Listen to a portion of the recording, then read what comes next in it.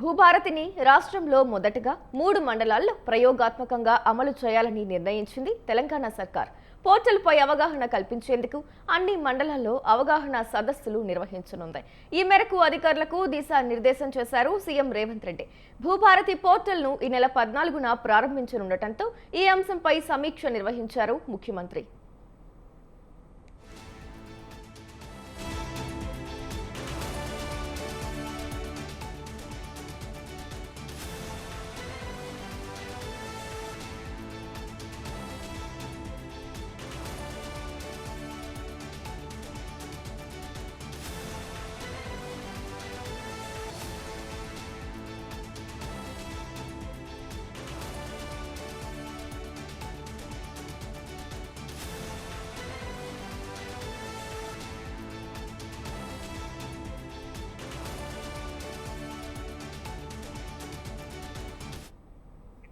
భూ సమస్యల పరిష్కారం, లావాదేవీలకు సంబంధించిన సమాచారం రైతులకు, ప్రజలకు సులభంగా, వేగంగా అందుబాటులో ఉండేలా పోర్టల్ రూపొందించినట్లు తెలిపారు ముఖ్యమంత్రి.